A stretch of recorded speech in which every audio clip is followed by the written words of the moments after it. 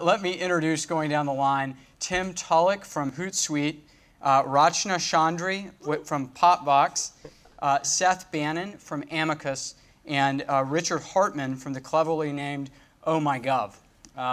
So we're going to hear 2 minutes from each of them on sort of their personal background and why they're joining us here today. Okay, thanks everyone. Glad to be here and appreciate everyone's presence. So my name's Tim Tulloch. I'm with Hootsuite.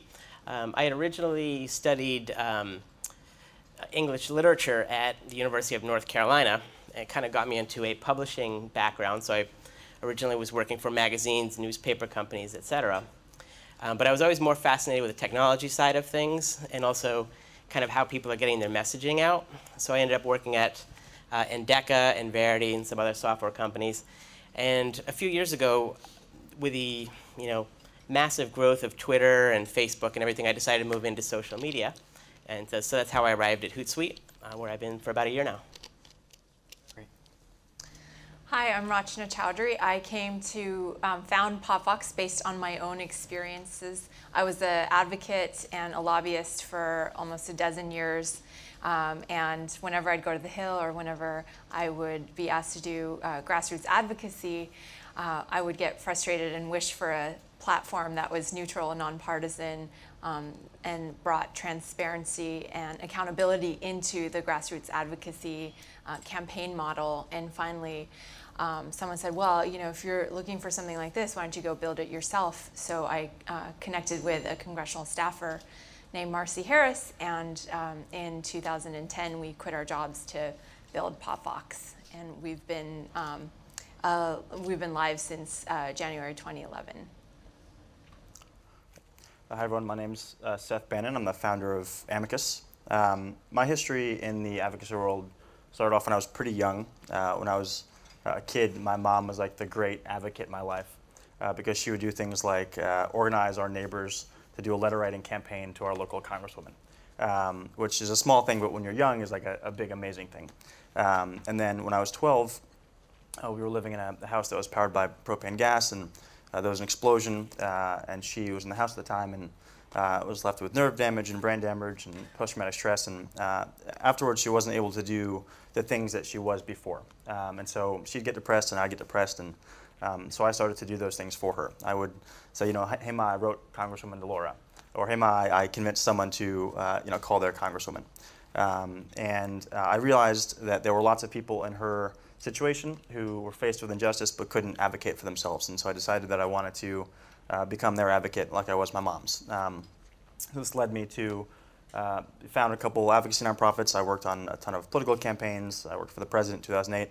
I was also very frustrated with the tools that were available to me and my volunteers and my causes. And so rather than continue to complain about it, decided to try and fix it. And that's how I ended up founding Amicus. Hi, I'm Rich Hartman. My background comes up in federal government, or was in federal government for almost 20 years.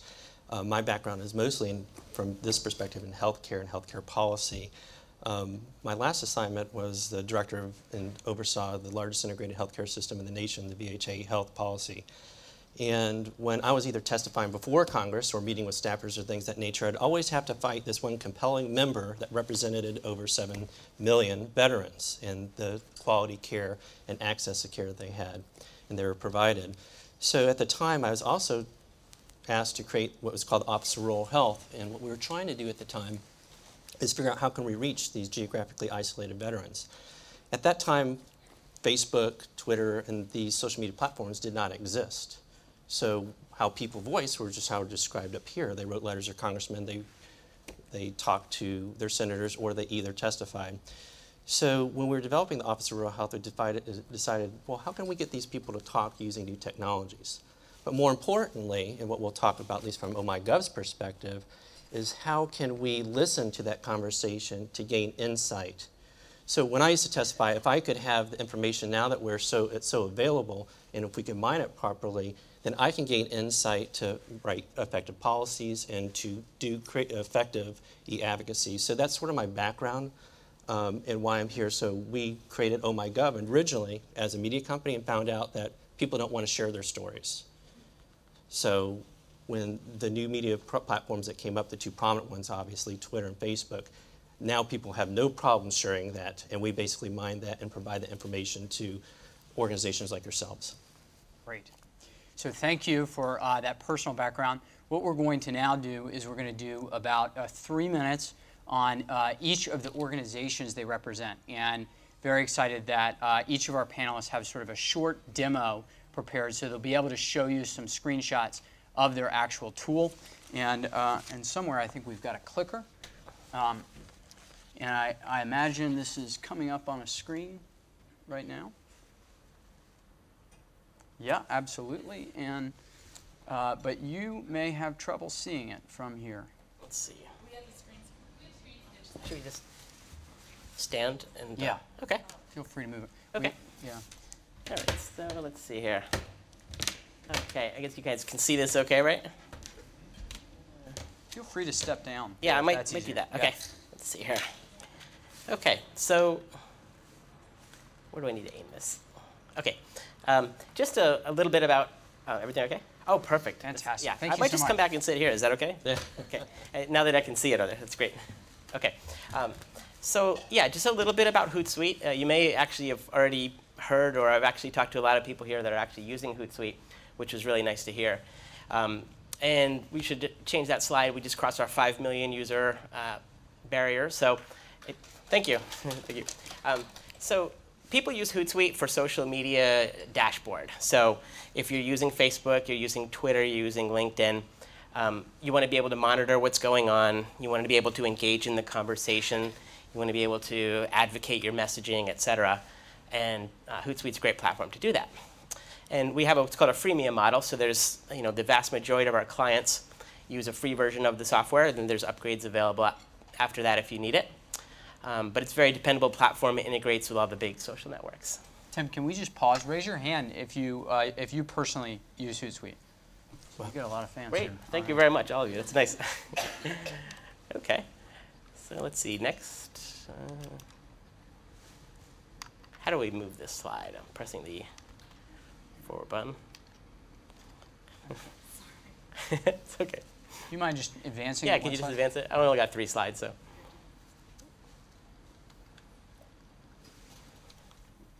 Oh, there we go. Okay, so yeah, I think from an advocacy perspective, the top 3 things that I think Hootsuite would be valuable for is the first one is monitoring and listening. So if you've got a cause that you're trying to advocate for or a concern that you're trying to monitor, Hootsuite is great at, you can go into it and say, I want to hear anything on Twitter that has to do with the following cause. So that's a great thing in and of itself. Number 2 is engagement. So as conversations are going on about these subjects, in addition to just monitor and listen to them, you can also engage with them. So you can, if someone has a counter point of view, you can say, well, I see your point, but here's how we feel about this. Or if someone says something great about you, you just with a click of a button, you can retweet it out to all your followers, et cetera. And then the third piece is analytics. So it's great to monitor the conversation. It's great to engage with the conversation. But you also want to know what kind of results you're having. So how many people are seeing my messaging? How many people are clicking my links? Where are these people coming from? And that's covered in our analytics as well. Okay, next. Okay, so this is great that so many people are already a little bit familiar with Hootsuite, but I mean, basically setting up monitoring and listening is as easy as, you can go to www.hootsuite.com, sign up for a free account, create what's called a tab and then a stream, put in some search terms, and there you have it. You're hearing Twitter conversations and so on. Next one. And then when it comes to engagement, now that you have this kind of stream of Twitter feeds and LinkedIn things coming in, you can just click on these messages that are coming in and start to engage with them. So having conversations, asking other questions, et cetera, retweeting. This is all very easy to do through a window that we have called Hootlet, and just some quick reply buttons, et cetera. Next. And then analytics. So that's a kind of a screenshot of one of the sample reports. We come with a few kind of out-of-the-box reports of Facebook insights and Twitter feedback, et cetera, link reports.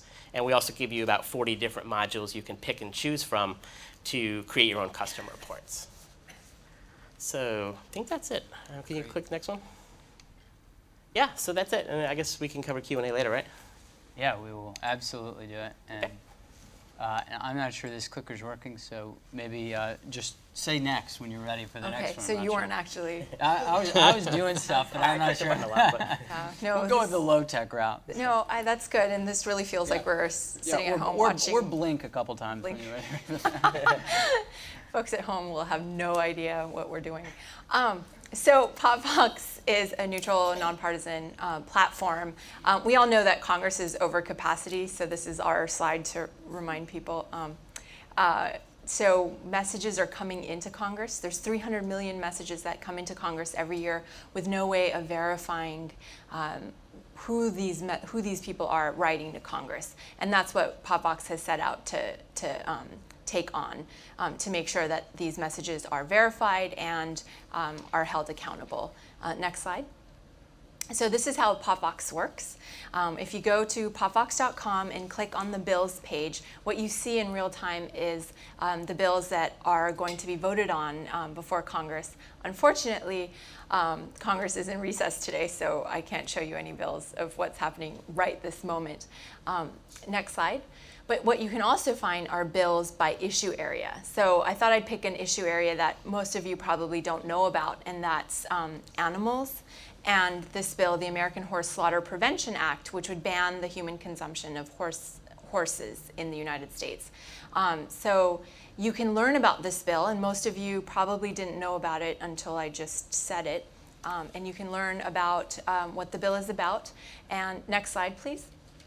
And you can see what organizations are opposing it or what organizations are supporting it. And so depending on who your issue expert is that you want to hear from, you can get a better read on what you feel about this bill. Next slide. And those are opposing comments. Next slide. And then we aggregate all this information, including what organizations are saying about a bill, and then match that up with what individuals are saying about it. So on POPVOX, you can write a letter to your own member of Congress. We verify you, meaning that we match your home address with the U.S. Postal Service. So when Congress receives your letter, they know that you're actually a constituent and not just spam or AstroTurf.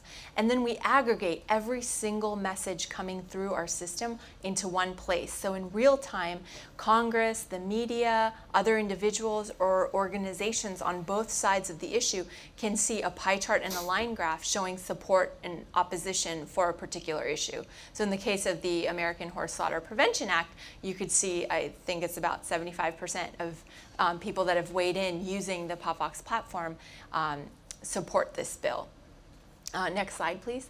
And then probably what's most compelling is a map showing in real time what support and opposition looks like for this issue. And there's a lot of bills that have significant regional differences, and it's really interesting to watch that. And as an organization, see where your messaging works in what regions. Next slide. And then every single letter written to Congress using the POPVOX platform is posted publicly on popvox.com, which means you can read other people's comments on both sides of the issue. And as an organization, it may help you inform your own organization's messaging, but also it just builds awareness around the issue. Next slide. We also offer a tool called Congress Match, which allows individuals to see how their elected representatives are doing with regards to the issues that they care about. So say you've weighed in on 10 bills on POPVOX, then you get a match to see what percentage match the elected officials in your community, how they match up with you. So you get like a percentage score. So it's on your own personalized scorecard. Next slide. You can skip that. Next slide. And this is my contact information. The point that I'd also like to make for folks here representing organizations is all of these tools that we offer at popvox.com are free. And we know Congress is paying attention. This morning when Stephen Dwyer was here talking about how the House Democrats have integrated POPVOX into their own internet system, which means in real time, anytime an organization adds their position on POPVOX, it gets shared with the House Democratic internet system. And we're replicating that with the Republicans, hopefully very soon as well. We also have paid tools, so you could take the power of POPVOX and embed it onto your own organization's website. So I'm happy to share that with you if you're interested as well. Thank you. Great. Seth.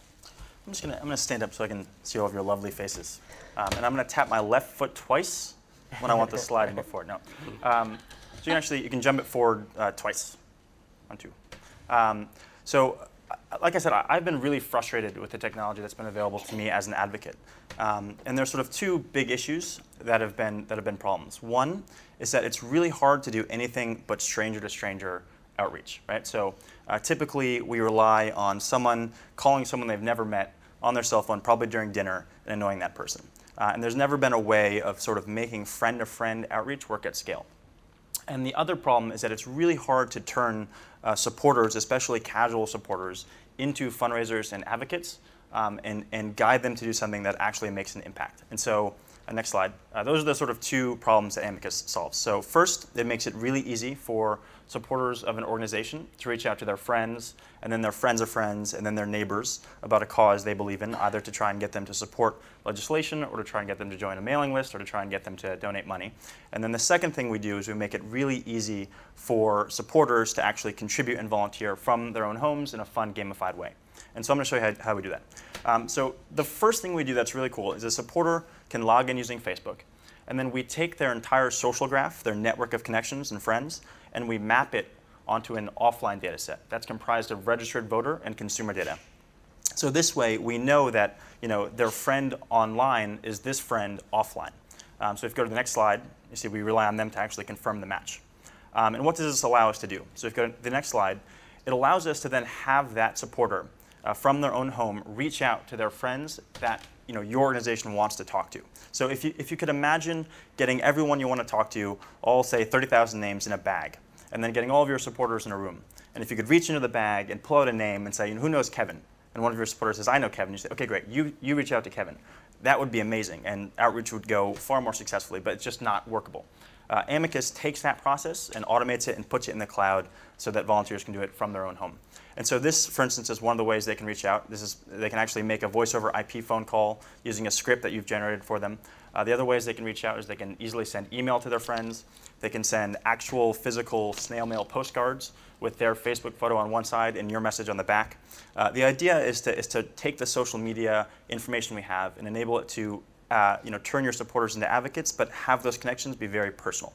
So if you go to the next page, the gamification is a big part of what we do. So supporters get points and levels, and as you can see here, badges. This is one of the National Education Association's custom badges that they can post to Facebook and brag about it. These really silly game elements are incredibly effective at actually motivating people to put in more work. And if you go to the next slide, and then everything always looks like your organization's tool. So people don't know what Amicus is. They don't care what Amicus is, but they know and love organizations they support. And so as you can see here, the upper left-hand corner is the AFL-CIO's version. The bottom right is the HRC's. It's very important that the tool feel like your tool because volunteers want to feel like they're in your universe. So next slide. That's me. You can either tweet at us or email if you have any questions. Thanks, guys. Thank you, Seth. Richard. Hi, I'm going to stand up also because the only time I would sit down is if I was testifying before these types of people. And when I used to teach, I used to like to stand. So at OhMyGov, what we do is we have a government-centric tool, media monitoring, digital media monitoring, and policy analysis tool that listens to the people that are affecting policy and healthcare outcomes. That's your federal agencies and your legislators. I'm going to go through this quickly because I know we have a quick time. So the next slide here, what we do is you see our landing page. What we did is, to put this in context, is we put several of the organizations that are here into our analysis tools so you could see how the tool is being used. So we put the American Cancer Society in here. When I press the button, what comes up next slide is you'll come to the landing page. The landing page You clearly see that there are key statistics and social media and digital media and traditional media measures that you need to see. What I think is sort of interesting, sort of differentiates us from others, is our ranking. In our ranking, what it does, it allows you to compare apples to apples. So an association profile as opposed to, let's say, the Department of Defense.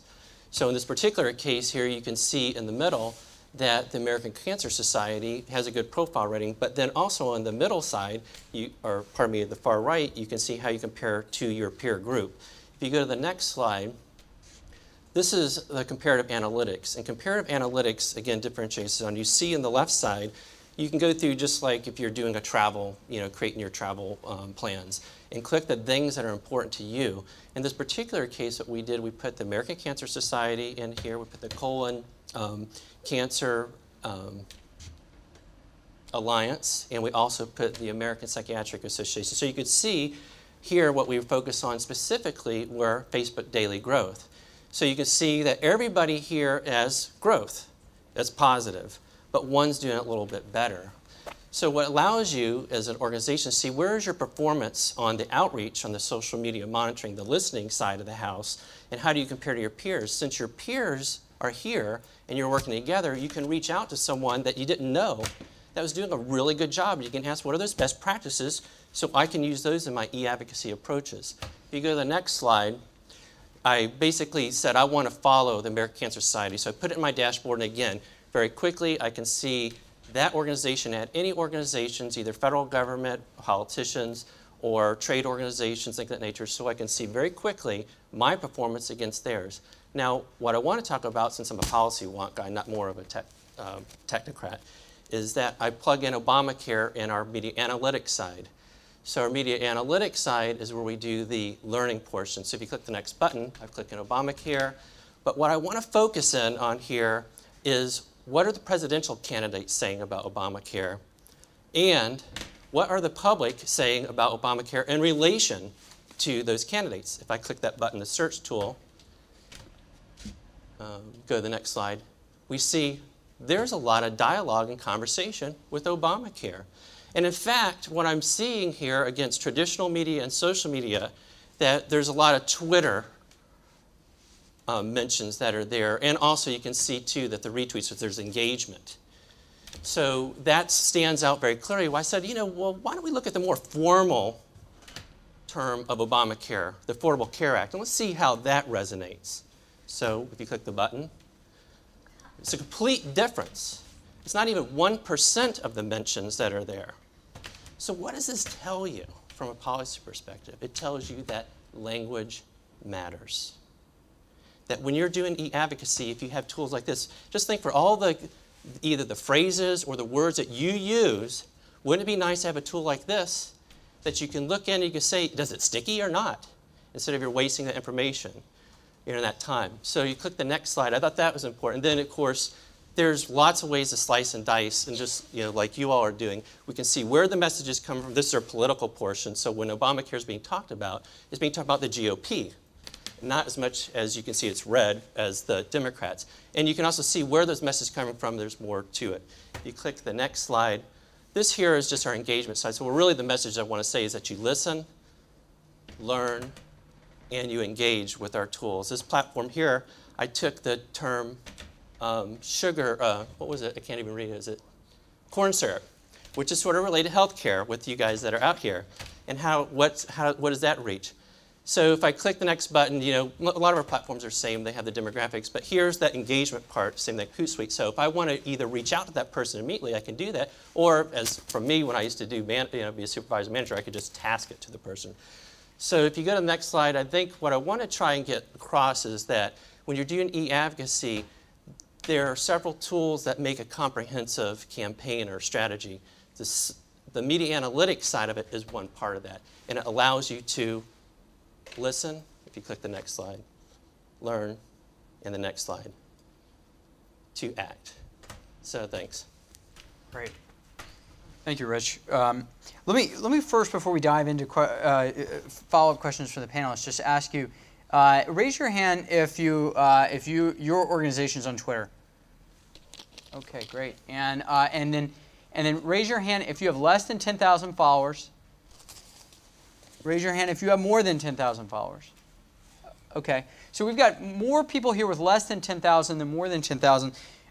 Tim, let me pick on you and ask, you know, all this big data, all this fancy measurement stuff. I mean, what's the least amount of measurement we can get away with? If I've only got if I've got 7,000 followers, shouldn't I be spending my time focusing on actually communicating with them and engaging with them? Why do I need all this fancy analytic stuff? Yeah, well, I think we really have to tie it back to your organization's goals. So, you know, if your goal is trying to get a certain piece of legislation pushed through, that's a different goal than trying to increase awareness amongst the whole, public marketplace or whatever. So, I think in terms of measurement analytics, someone who's got, say 1 million followers, they're probably going to want to track things like, where are these people coming in from, kind of more global, huge-based kind of statistics. Whereas if someone is tracking something on a smaller local issue, they're probably going to be more interested in things like, where are these people coming from, who's clicking the links, where are the people coming from Facebook or from Twitter or from LinkedIn. So yeah, I do think analytics is very important. It's clearly one of the most popular and heavily used pieces of our product. But I do agree with you that depending on your specific goals and size of organization, the needs will be different. Mm-hmm. Can I chime in there for a second? And a lot of this attention is on community growth. And you figure if you have over 10,000 Twitter followers, that's really relevant. What we're finding out, it's not the amount of followers that you have, it's the engagement. And that's the real thing that we're trying to look at with social media is how are you engaging, how's your message being received. So for us, the retweets are more important than how many followers you have, because that's a measure of influence, not how many fans you have or how many followers you have. So, but what was said is very correct. When you want to use analytic tools or you want to create a community, any of our tools, you have to ask yourself that question. What are my goals? What am I trying to do? Because you'll find out that probably each one of us provide a service that you need that are there, but maybe all 4 of us don't. And if you don't ask that question, every client we get with, we ask her, what are you trying to do? And they expect us to tell them. And really, it's that conversation. And then what happens is you get together. But Twitter followers and fans and things of that nature, don't get so wrapped up into that. Because we're all evolving, we're figuring the power of social media. And it's really that engagement. And that's what people are trying to figure out. Rachna, you were talking earlier in your comments about how accountability and advocacy mattered. And advocacy has obviously been an area that has not been high on accountability for many, many years. You saw that from the perspective of the Hill. You saw that as a lobbyist. If we haven't needed to have accountability and advocacy for the last 50 years, why do we need it now? I think technology, it's ironic because we're trying to solve a problem of too much noise, too little signal using technology, but technology helped create the very problem that we're trying to solve, which in a lot of ways it's funny in an ironic way.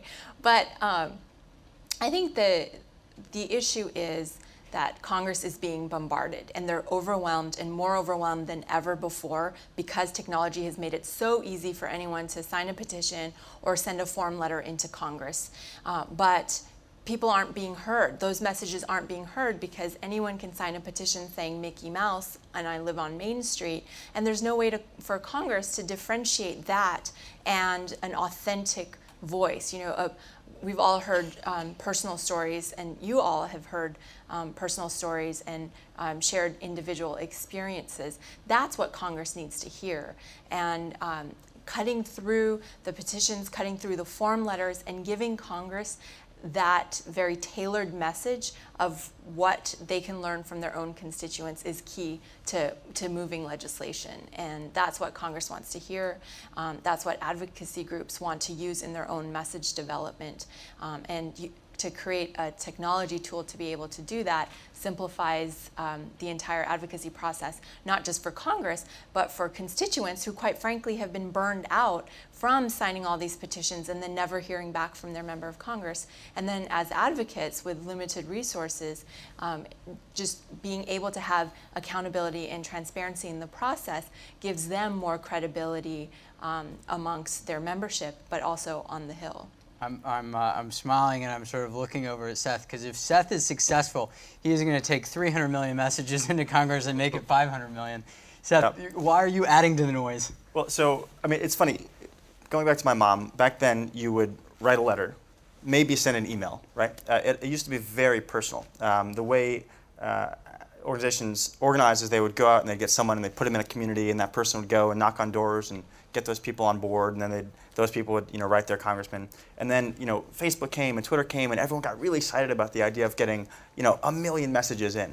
And then those messages lost their significance.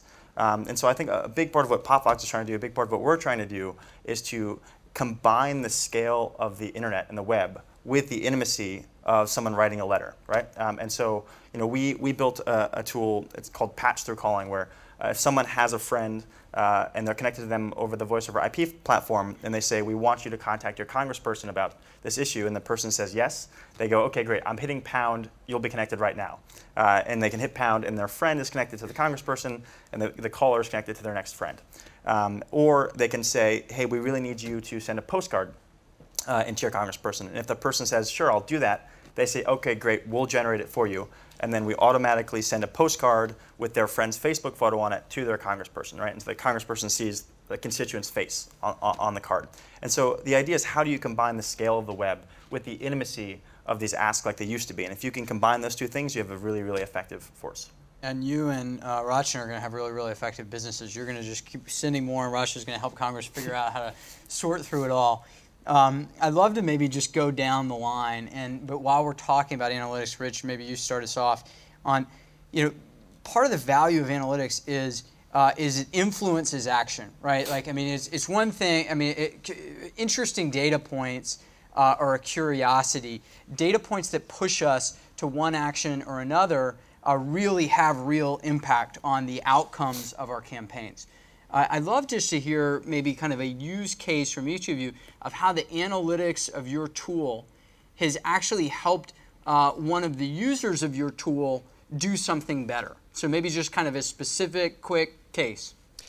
Yeah, so we'll start with the Department of Defense. As we know, there are a lot of issues with the soldiers, sailors, airmen, marine, or the returning from these conflicts that we have.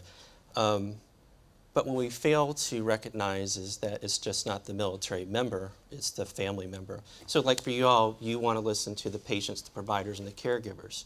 Well, it's almost the same constituency that's out there. What we've done for some Department of Defense organizations is allow them to listen to the specific people they want to listen to. So there's billions of bits of data that are out there on the web. What we've done is allowed them to listen to the military members, the military families, and so that way they can provide the appropriate service. So when they're making policy decisions, they're not listening to people that aren't military members or veterans or military members. They're listening to the people that they support. And that way they can make more effective policy decisions before they go before Congress. Or the same thing, congressmen and senators can listen to what their constituents are saying. So for us, what we would do for you, for example, if you want to listen outside to your specific people, listen to patients, providers, and to caregivers. And there are ways that people identify themselves on the web these days. So from there, you can take these billions of pieces of information, maybe you only get 1,000. But from a statistics perspective, 1,000 is a pretty good sample size for you to have a really good understanding about how these people are, either you're reaching out to them with the messagings or the things that you're trying to do. So Department of Defense, we do that kind of thing, and we allow them to affect their commissaries in an effective way, their healthcare facilities, their education facilities and things like that, morale, welfare, and education. So those are some examples. So we're all incredible data geeks, but we probably approach analytics a little bit differently than everyone else here, in that we try and take all the data and then just build it into the tool without an organization even knowing that it's happening. Because data can be really overwhelming, and analytics can be really overwhelming, and oftentimes you just don't know what to do with it. And so a good example is if, say, an organization has 2 supporters, they both know Zach, Amicus can go in and actually look at the strength of the connection, right? So we can say, how many mutual friends does a supporter have in common with Zach? How many photos have they been tagged in together? And then we can say, okay, this supporter of yours actually is really good friends with Zach, so we'll have them make the connection.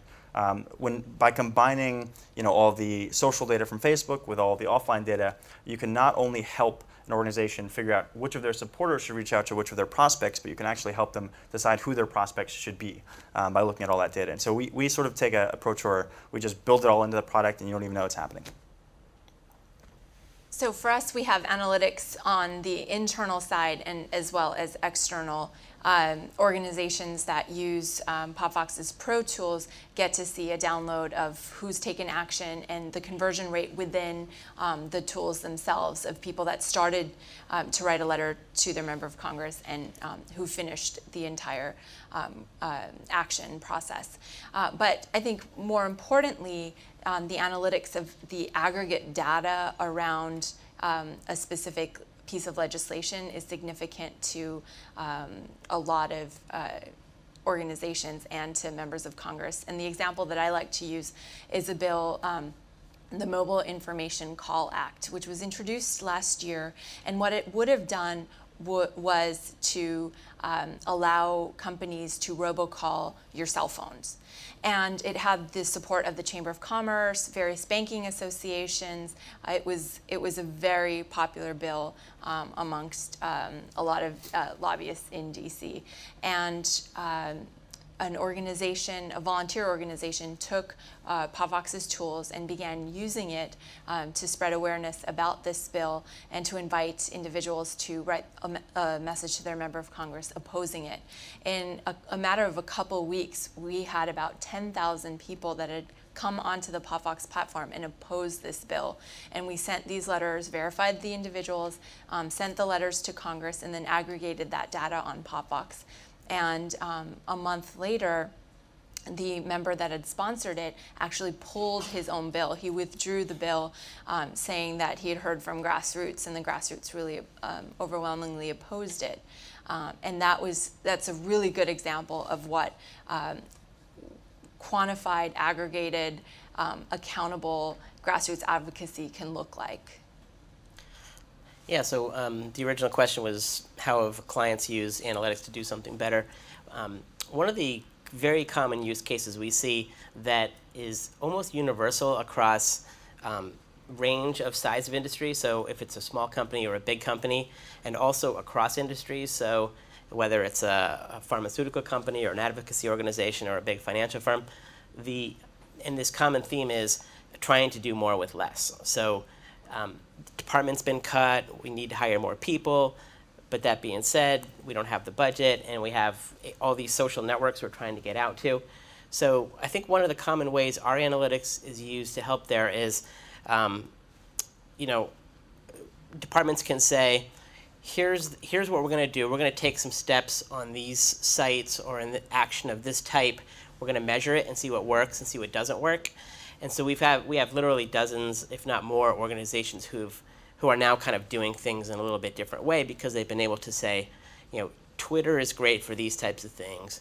Facebook's great for these types of things. LinkedIn's great for these types of things. For these types of things, we're not really getting any results. Let's do something else. But essentially kind of like honing your business practices based on what you learn from those analytics.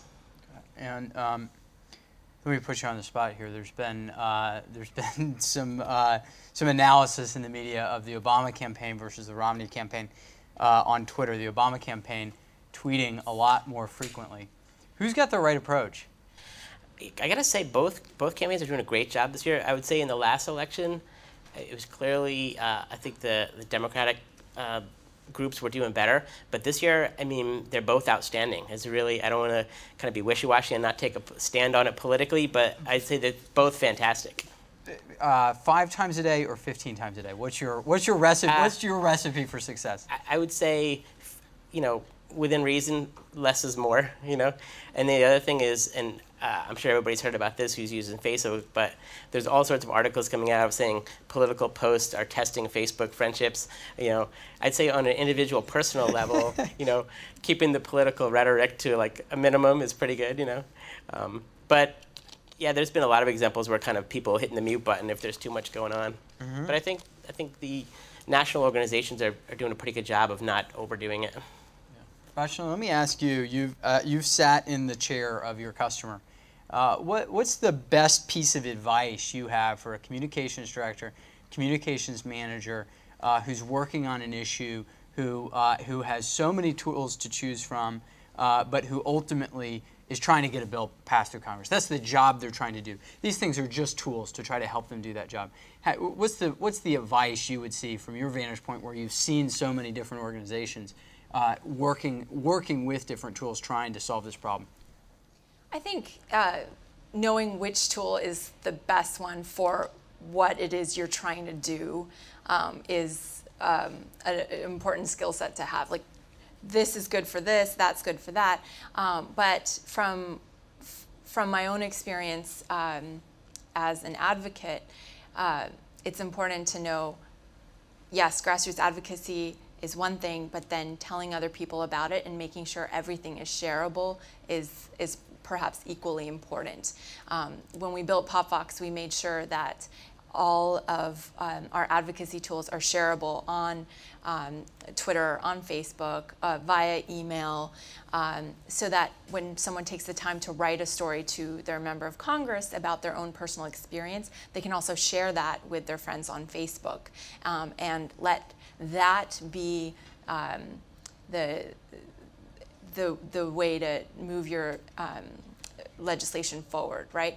Put the person's story and put a personal face and add empathy to the conversation about what could be a very dry policy issue. Because if you're telling people, or if you're tweeting out, or if you're putting on Facebook about HR 123, the bill to amend the blah, blah, blah, blah, blah, no one's really going to understand that in the same way. But if you have a face to it, if you have a personal story to it, and if you build in empathy and that human connection to what could be very dry legislative process, you're just building to your advocacy efforts. Great, thank you. Seth, let me ask you a similar question. You just finished Y Combinator, this uber prestigious new venture program. You get all this feedback from great coaches. You get introduced to the best venture capitalists in the world. And one of the things that Y Combinator is known for is a real focus on customer pain. What is the customer problem? My guess is you spent some time outside of the building talking to some of the customers. That's probably part of the reason why you've been able to sign on so many prestigious customers like AFL-CIO early on. What's the biggest pain that you saw out there as you were having some of those conversations? Yeah. Another tenet of Y Combinator is that the best founders are people who have suffered the problem they're trying to fix. And so I think a lot of the pain I've been trying to solve is just pain that I felt when I was organizing volunteers or trying to get legislation passed. But I think again the biggest problems really are, how do you turn these followers you have, these people, these supporters, these people who are willing to engage online, maybe people who are not willing to come into an office somewhere and volunteer, but people who are willing to do things from their home, how do you turn them into supporters and have them do actions that actually matter? I'm very much of the Facebook generation, and I have no qualms completely ignoring a solicitation from a friend through Facebook. I don't feel the slightest tinge of guilt, in part because I know they probably don't even know that I ignored it. But if a friend sends me an email and I ignore it, I'll at least feel guilty. If a friend calls me, you have to call them back. And if a friend ever sent me like a postcard, I'd be giddy, because like, who does that anymore? And so that's why a big part of what we're focused on. You'd be giddy, but you get it 6 months later when you finally checked your mail. Yeah, I check my mail every day. It's really, I get really excited. And so a big part of what the pain point we're trying to solve is, how do you take these people who are willing to do something from their homes, but have them do something that actually matters and actually compels action? Let's open it up. We've got about 25 minutes left, and would love to invite everybody here in the audience to jump in with questions here for our panelists. Got one back there. So this question is for Rachna. Thank you. So one of the things that you pointed out was that you can integrate into whatever system an organization might be using. So we use Convio, so would it be possible to use something like POPVOX or Amicus for that matter to be able to use the APIs to pull in the data of our advocates and then be able to populate it and basically reduce any additional obstacles of people having to put in the information and then filling out whatever action they're taking. So basically reducing the amount of obstacles to the action that you want the advocate to take. So is that something that's possible? It's definitely something that's possible. Our only restriction is that we want to make sure that we're verifying each of the individuals coming into our system. Sure. But we have worked with clients that like to just pre-populate things and then have us do the verification so that when we send that message to Congress, it says verified by POPVOX. Same thing with us. So for those of you who don't know, an API is an application programming interface. It's a language that allows two technologies to talk to each other automatically. And so we have APIs that allow you to pull data in and push data out. We're always building them out. So if we encounter a new database that we've never seen before, we're happy to actually change our API so that you can get it in and out. And if for some reason you have your data somewhere that doesn't have an API, we allow for good old-fashioned Excel imports and exports. There you go. And then my follow-up thought there is, so all the tools that you all have focus on amplifying the message. But in some instances, there may be organizations and issues where we're doing sort of background work. We don't want to amplify what we're doing, but we still want to determine the amount of support we're getting in the public, trying to focus on what the messaging might be to, fix our own messaging. Is that something that you guys could point out or talk about? Well, OhMyGov, we don't amplify that message for you. What we do is we give you the tools so you can understand the data that's out there, so that way as an organization can act. I mean, one of the things that we find part of our technology is funded by National Science Foundation, and the reason that we were funded by them, and we're one of, I think, over 1,300 applicants, and I think they only selected around 33, was that the panel, when we got our debrief, they said that this tool can actually be used so policymakers, decision makers can make informed decisions. But at the end of the day, like we all know, if we're protecting workers or protecting, there was a question I think that there was about patients not taking care of their own health, but they're seeing providers. If you do everything for someone, you still have to take that action. So as an organization, you have to have the insight to know that here we have these powerful tools for either engagement or for understanding that engagement from a broader perspective or internally, and then what do I do with that? And we find very mixed messages across the government and the political spectrum because right now this is so new.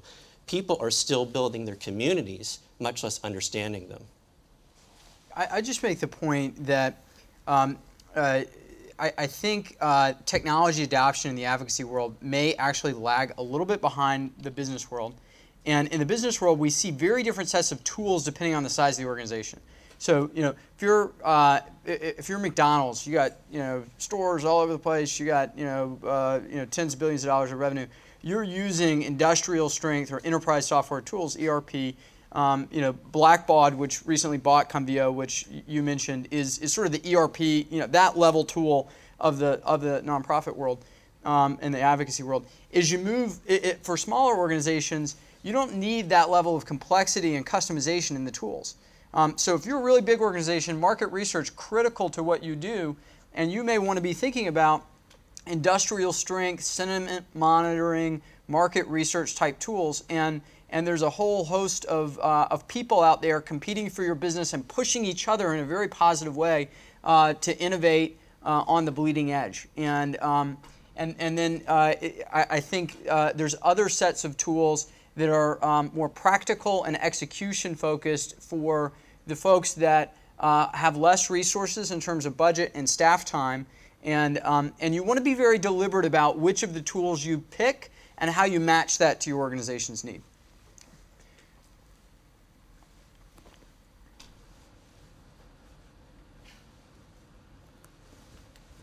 Thanks. I used to work at a firm that had one of those big software packages. It was called Grassroots Enterprise. And we heard a lot from the Hill that, oh, this is all spam, this is all, whatever. But most of those big software firms do match people to districts and only allow you to send something if it's from that district. I think a lot of that pushback from the Hill was they just didn't have the bandwidth to deal with everything that was coming through. Like Brad Fitch said earlier, they haven't had a staffing increase since the 70s. and the number of messages have skyrocketed. So I'm curious about what you mean by these people are confirmed, are vetted against the database, because what if that person's not in that database? Are their voices just not counted at all? So, and then what about, and then another question is just, what about people who don't want their messages public? Because I think there's some definite privacy concerns about certain issues that they may not want that letter on the pop. I'm not trying to pick on you, but I'm just for anybody whose stuff is public, is there any sort of anonymity behind that? Is there options for that? Great question. So the first issue is about verification. So everyone coming into the POPVOX platform, say you decide to write a letter to your member of Congress using POPVOX, you go in, you complete your home address. What we do is we verify that home address with the United States Postal Service so that Congress knows that you're a legitimate home address, and then we match you up with the appropriate congressional district. And then we deliver that information to your member of Congress. We prevent gaming of the system also, which is important a lot. When I was an advocate, and I am embarrassed to say this, so don't tweet it, but sometimes I would just try to I would try to game the system by one day putting my mom's address down as my address, and then like hours later change my address to my sister's address, so then I could get two different messages into Congress. So we prevent gaming of the system by not allowing people to change their address several times. The thing is that with petitions, oftentimes people are just putting down their zip code or just some very basic information about them. So going into that level of making sure that it's not just a spam or AstroTurf is really important. And then we also verify the individual's email address by sending them a one-time click-through email so that we know that it's a legitimate email and they're not just making up email addresses. So that has helped considerably to make sure that those are verified. But at the same time, privacy is really important, and when we created our privacy policy, we actually talked to privacy experts on what is a good privacy message and a privacy policy, and they helped us create our privacy policy for POPVOX. While every message is public, people have the option of creating their own screen name, and their screen name could be anonymous, 1, 2, 3, 4, 5, 6, 7, and that way their personal information is protected. The only person that actually sees their actual name and address, and in some cases their phone number, is that member of Congress or their senator. And we also allow people to change their screen names frequently so that you can't kind of capture the individual and just like follow them and try to figure out who they are. Thanks. More questions? I'm going to let you marinate. While you're marinating, I'll ask, if you could pick one tool, not yours, to complement your tool or to recommend, what would it be?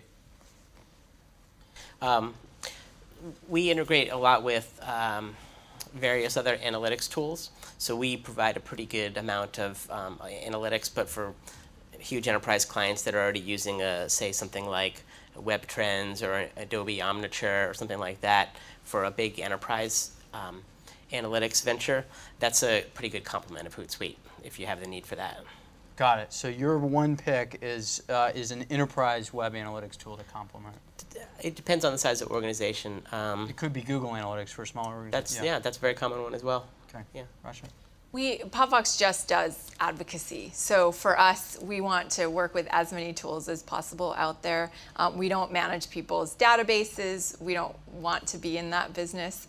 So we do integrate with... What's your personal favorite? Come on. Oh, don't ask me what my personal favorite is. Will everybody agree not to tweet this? Yes. Yeah. Yeah, sure. No, if I could integrate like a shopping app or something like that, but that's just my own personal. All right, Seth. Facebook. Rich? Yeah, with us, we're actually partners with Microsoft and integrating with some of their products and software as they're developing like the Xbox and more interactive portions of that as we're starting to see. So I think you're going to see some really phenomenal things coming out of Microsoft. Great. Another question here. Would you all be comfortable talking about cost? Yeah. You want to go down and just sort of give a range of costs here? Yeah. So Hootsuite's model is what's called a freemium model, meaning that you can go to Hootsuite.com, sign up for a free account, and then we have kind of 3 grades of pricing, or 3 tiers of pricing. Free version is what the vast majority of our clients will use, and then if you take a step up to the pro version, which gives you a little bit more functionality, that's very low cost. It's in the range of $9 to $15 per month, depending on what you're trying to do. And then there's an enterprise product, which is for larger clients that have a more demanding set of requirements. That's geared more towards larger organizations, and that gets more into a more significant cost. But over 90% of our model is coming from kind of a freemium model where you have this free version to be able to use. So that's kind of how the model works. Ours is very similar as well. All the activity that an organization wants to do on POPVOX.com, creating your organization's profile, putting up bill positions on POPVOX is all free. Where we get into the paid tools, POPVOX Pro is embedding your own widgets, POPVOX widgets, onto your own organization's websites. And that we charge a fee which starts at about $150 a month and goes upwards from there based on the volume of messages that you're anticipating being delivered into Congress. Most of our clients pay somewhere under $500 a month, so it's a pretty affordable option for tailored advocacy. The widgets and the tools that you embed onto your own organization's sites are branded in your colors, and perhaps most importantly, you get the back-end analytics so you can see how your advocacy campaign is doing in real time, and then you get a downloadable CSV of your action takers for your own organization building purposes. Our pricing is based on the number of people you're trying to reach through Amicus, and so it can be on a pretty wide scale. Some of our customers pay thousands of dollars a month, some pay tens of thousands of dollars a month, depending on the sort of universe of people you're trying to influence. Yeah, we're very similar, like all the other business models that you said, is that there is a free entry point that you come in, but it only allows you to really track your own organization or an organization. So if you're trying to do comparative analytics, it goes up all the way to enterprise, and those enterprise can be to the hundreds of thousands of dollars. And what we try to do is to keep the low entry point for a lot of our functions under about $200, I think, per month. So that way the government could use their government credit card and they could swipe without going through the procurement process. So there's some reason to some of the insanity of some of our pricing. Other questions? I had a question right here. I have a twofold question. The first one is, a lot of you guys sitting on the panel, how did you know or get that gut feeling that I'm going to start my own thing? Like, where do you even begin to think of something like that? And the second question that I have is really for each and every one of you. What lesson from your experience did you have to learn and later relearn? If you don't mind, I'm just going to repeat the question so everybody could hear it. But for the founders, the first question was kind of what motivated you to take the leap, and then the second question is what lesson have you had to learn or relearn for each member of the panel? Just go down. Yeah. Oh, okay. All right. So, well, first of all, I didn't found Hootsuite, just to be full disclosure, but I did make a proactive choice to get into the company, and what drove me was that I think social media is clearly here to stay, and it's the way things are going, and I thought they were doing a great job of it, and I think from a business model perspective, they're doing a good job. So that was that. In terms of the learning and relearning, I've just found there's a couple things. One is the social media landscape changes so fast. It's just always learning and relearning there. You can keep a track of new networks, who's doing what kind of things are coming out. But then on a more fundamental level, I think one of the things that I've learned through this social media is that at the end of the day, it's really still all about people. It sounds kind of really corny, but it's like you're trying to get a message out to another person. you're trying to create a community of other people, and you really have to keep that in mind, is that it's still all about the people involved. I started POPVOX based on my own experiences as a lobbyist and an advocate, and I had quickly realized that Congress wasn't hearing what they needed to hear from the grassroots. And what I initially began doing as a lobbyist was I'd print out the email messages that I was generating from our own organization's members, and then carrying them physically, like these are like PDFs that I'd printed out, and carrying them to do lobby visits and handing them over to a staffer just in case they never received them. And it was a pretty inefficient way, and it was not scalable at all. So I just assumed that someone else that knew technology would go out and solve this problem. And then when I realized that there was no one out there trying to solve this problem, it was something that I just decided, okay, well, I'm going to try it out myself, and spent about 6 months before quitting my job trying to figure out what that would look like, and came up with a business plan and a model that would work, and thought about, okay, what's the most minimal product that we could get out there that would be useful for our audience.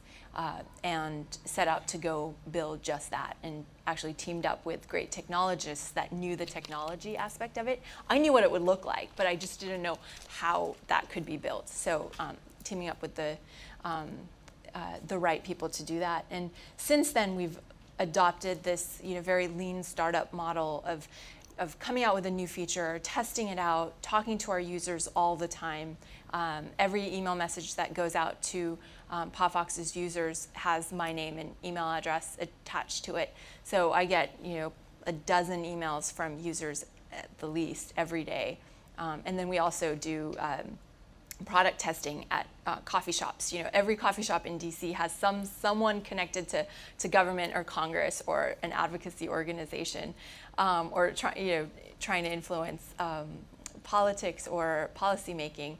And you sit there at a coffee shop and say, hey, do you have 5 minutes for me? I'll buy you a cup of coffee if you take a look at this product, and get immediate feedback from people. And that's been a very helpful strategy. I'm over caffeinated, but it does help. And I think the lesson learned with this whole process, especially in DC, is that this experience working in this advocacy space isn't a zero-sum game. And I came into it from my politics lobbyist hat on, where it was all about winning and losing. You get a co-sponsor or you don't.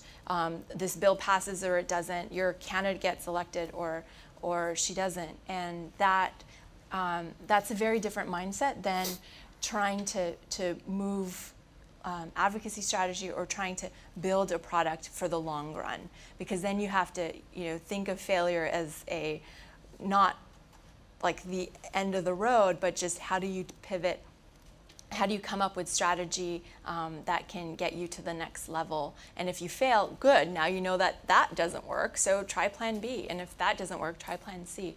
And not to think of it as, oh, I failed, that's it, we tried it once. Or with some organizations I talk to, they're always asking me, how do you get the higher ups in my organization to buy into this? Because once they tried tweeting and it didn't work for them, so they're like, no social media anymore. But it's about finding something that works for you and works for the audience that you're trying to accommodate and trying to deliver for. I think all great founders are over-caffeinated, for sure. Awesome. So I've managed tens of thousands of volunteers, and I always wanted something like Amicus to exist, but it never did. And I was really frustrated by that. And I coped by complaining about it, which works pretty well. But eventually, people get really tired of hearing you whine. And the people around me said, if you have so many great ideas, why don't you fix it? And I thought, oh, that's a novel idea. And so that's I didn't even have the spark, really. Someone else said, go fix it. And so that's how I got going. And in terms of lessons that I learned over and over again, I think you touched on it. It's really that it all comes down to your users and your organizations at the end of the day. Both because we're building Amicus because we want to empower people to organize around causes they care about, right? We can't do that unless people are using it. And those people who use it, you need to be solving a need that they have. And some of our best feature ideas have come from organizations where they say, oh, have you thought about this? And we're like, oh, that's brilliant. And then 2 weeks later, we built that into the product. Sometimes they'll use it in the most novel way, a way you didn't think anyone could possibly use the product, and that helps inform you in terms of the value you can add. And in terms of product testing, the most surprising lesson I learned is that the best product testers are typically your mothers. If you can sit them down in front of your product and they can use it, then you've done a great job. That's really funny you say that, because ground zero of our first 2 product testers was my mom and Marcy's mom. There you go. And yeah, once we got their approval, then we were ready to launch. You're also really embarrassed if they can't because it's your mom.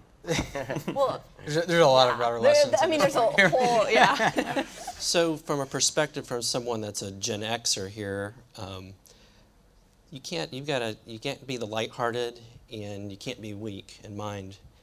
It's especially if you have a family, and you have, in my case, a very well-paying job with a lot of responsibility.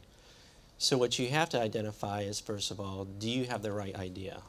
Do you believe in it? I mean, you've got to really believe in it, especially if you have kids and you have a family and you have responsibilities. So you can't do the Mark Zuckerbergs where you're going, or at the times of Steve Jobs, where you're 19 years old, 20, in your garage.